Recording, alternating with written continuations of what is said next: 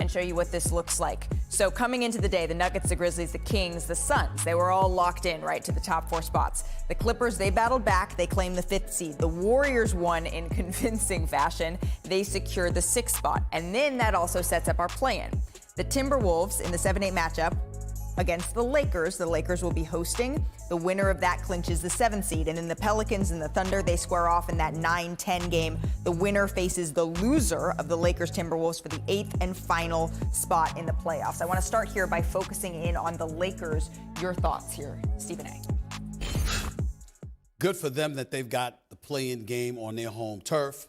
Good for them in regards to the outright idiocy of the Minnesota Timberwolves, who've made it easier because obviously Rudy Gobert punches Anderson, just sucker punches him, and there needs to be some discipline in regards to that. Who knows what it will be? You know, Jaden McDaniels, he injured himself because apparently he punched a wall and he's hurt his hand. So now the Minnesota Timberwolves, they were once compromised up here. Now they're compromised physically. So that's an easier route for the Los Angeles Lakers. I expect the Lakers to win this game. I expect them to secure the number 7 seed and go up against a Memphis squad that is devoid of Steven Adams and Brandon Clark, which means that Anthony Davis will have to show up to save the day in that series. You mentioned all of the hullabaloo that happened around the Timberwolves. So before we get your thoughts, Jalen and Michael Wilbon, I do want to check in with our senior NBA insider, Adrian Wojnarowski, because the Timberwolves, they are hurting now in this. Woj, what more can you tell us about the state of the Wolves? Absolute chaos for the Timberwolves today, and the losses are significant, starting with Jaden McDaniels, who's had a breakout season for Minnesota.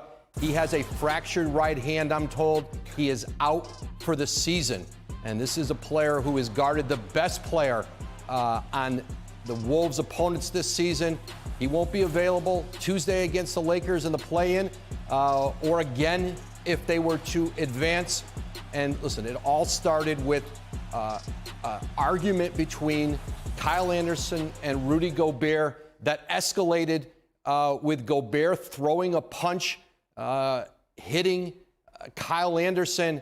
You know, I'm told that the back and forth was about first Anderson telling Rudy Gobert, hey, why don't you block some shots? Gobert telling him, why don't you grab a rebound? And then it escalated from there until Rudy Gobert threw a punch, and it certainly leaves his availability on Tuesday against the Lakers in L.A. Very much in the air. The two best defensive players, certainly, for this Minnesota team. McDaniels now out for the season, punching a wall on the way into the halftime locker room. And now Rudy Gobert, essentially sent home from the arena by Timberwolves president Tim Connolly in the aftermath of throwing a punch at teammate Kyle Anderson. Yeah, as you reported, Woj, Tim Connolly said that we made the decision to send Rudy home. His behavior on the bench was, quote, unacceptable, and we will continue handling this situation internally. Michael Wilbon, your thoughts? Wasn't it last year that I was saying that the Minnesota Timberwolves appeared to major in dumb? Yeah. We got back-to-back years. I mean, I probably should say immaturity. I probably should say that, but I'm not going to say that. Because when you continually do this and you repeatedly do it and you've got, I mean, the Timberwolves have some pieces. And when emotionally plugged in, I mean, they can beat a lot of teams. I don't know if they can win this series even if healthy and in concentration and sort of in command of what they're doing. But it's possible. Now, and Stephen A., I agree with you, it doesn't even appear possible. How many years do you get to just do one stupid thing after another, whether it's in-game, during the week, in a locker room, on the way to the locker room? These are the playoffs. Everything you have is at stake. Do you look around at the other teams and see the way the Lakers and the Suns and the Warriors and the Bucks and the Celtics are conducting themselves? And then this is what you do again? Unbelievable. It really is. Coward move by Rudy Gobert. A team is an extension in a lot of ways of itself.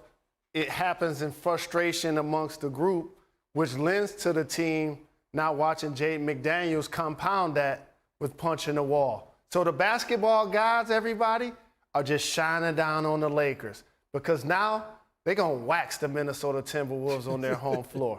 That's exactly what's going to happen. LeBron James and Anthony Davis and Darvin Ham are literally watching this unfold right in front of their hands. They woke up today. They could have been the 5th seed. I think you said they could have been an 8th or a 9th seed. Yeah. Now they're in pole position, to Stephen A's point, not only to win because they are going to win, but now they get a chance to play against Memphis where they're shorthanded up front. Stephen A., final thoughts? It's just sad because I look at Anthony Edwards. I think he's an absolute stud. Karl Anthony Towns has come back. He showed you what he's capable of, and you knew they have the potential to beat some of these teams. There are times where, again, the flagrant level of idiocy is very, very alarming. Michael Wilbon said he shouldn't say it, but he's going to say it anyway. You're damn right I'm going to say it because it should be said. Very, very dumb. And what could, listen, McDaniels, we know he's a stud and so much promise. What could you have been that mad about on the last game of the regular season, knowing you got a playing game to come? What could have possibly made you that mad? That you're going to punch a wall and break your hand and be out for the daggone season. My Lord. I mean, Lord have mercy. There certainly have been some incredible moments in this regular season, and there will almost certainly be more in the playoffs. We do know 2 series locked in the Western Conference, the Suns and the Clippers in that 4-5 matchup, and then the Warriors and the Kings in the 3-6. Stephen A., of those 2, which intrigues you more? Oh, my goodness. It's definitely the Suns. I'm sorry, it's definitely the Kings versus the Warriors. First of all, get your popcorn ready. I mean, listen, we know the Sacramento Kings can score. They got the number 1 offensive scorer, like 121 points a game. But we also know that their defense is a bit flawed, and Golden State, if anybody's going to exploit it, it's the exceptional coaching of Steve Kerr and obviously the marksmanship of cats like Steph Curry and Klay Thompson, just to name a few. Wiggins coming back with Jordan Poole there. And the Bay Area, think about the rivalry. Think about how hyped the city of Sacramento is going to be for this series. Think about Mike Brown being very, very familiar, somebody that was on Steve Kerr's bench the last several years, and what he brings to the table and his familiarity with what they want to do. It's a very intriguing matchup. I think it's going to be an exciting brand of basketball. I think it's a must-watch series, and I for one, wish I was there. I wish I could get there for that, to Sacramento for that game. I mean, I got to do countdown. Got to do countdown. Otherwise, we'd be going. What do you think, Michael Wilbon? Well, De'Aaron Fox is a player that only rabid NBA fans have been able to see, locate, find during this regular season. And once you start watching them, there's something sort of irresistible about Sacramento, and that obviously includes Sabonis, who was either the leader or second, depending on your frame of definition, in rebounding for the league this year. But De'Aaron Fox, I mean, he is one of the top players in the league, and I think people will finally get a chance to see and appreciate him in this series. Malik Monk, a player who had been forgotten at other stops, coming off the bench for Sacramento. There's a lot of reasons to want to watch. We know why we want to watch Golden State, and I think it's must-see as well, Stephen A.